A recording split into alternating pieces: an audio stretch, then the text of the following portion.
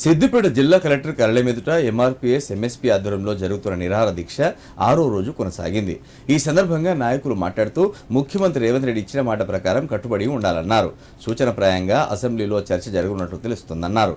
SC వర్గీకరణ అమలు చేసే వరకు ఎలాంటి ఉద్యోగ నియామకాలు నోటిఫికేషన్లు విడుదల చేయకూడదన్నారు. జనాభా నిష్పత్తి ప్రకారం ఎస్సీ వర్గీకరణ ఆమోదించాలని కోరారు. ఈరోజు సిద్దిపేట జిల్లా కలెక్టరేట్ కార్యాలయం ముందు ఎంఆర్పీఎస్ ఎంఎస్పీ ఆధ్వర్యంలో మరి ఈరోజు 6వ రోజు దీక్ష కొనసాగించడం జరుగుతూ ఉంది. ఏదైతే ఈరోజు రేపు సూచనప్రాయంగా అసెంబ్లీలో చర్చ జరుగుతుందని చెప్పి తెలుస్తూ ఉన్నది. గౌరవ ముఖ్యమంత్రి రేవంత్ రెడ్డి గారు ఇచ్చిన మాటకు కట్టుబడి ఉండి ఎస్సీ వర్గీకరణ అమలయ్యేంత వరకు మరి ఉద్యోగ నియామకాలని కానీ నోటిఫికేషన్లు కానీ మరి నిలిపివేస్తా అని చెప్పినటువంటి ముఖ్యమంత్రి రేవంత్ రెడ్డి గారు ఈరోజు మరి గ్రూపుకు సంబంధించినటువంటి తదితర నోటిఫికేషన్లు మరి రిలీజ్ చేయడం జరిగింది. అట్టి నియామకాలని నిలిపివేయాలని చెప్పి ఈ సందర్భంగా మేము డిమాండ్ చేస్తూ ఉన్నాం.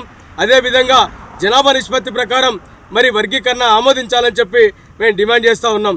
30 సంవత్సరాల సుదీర్ఘ పోరాటం, న్యాయబద్ధమైన పోరాటానికి నాంది పలికి మాదిగల ఆకాంక్షల్ని చిరకాల స్వప్నమైనటువంటి సామాజిక న్యాయమైనటువంటి ఎస్సీ వర్గీకరణను ఆమోదించాలని చెప్పి మేము డిమాండ్ చేస్తూ ఉన్నాం.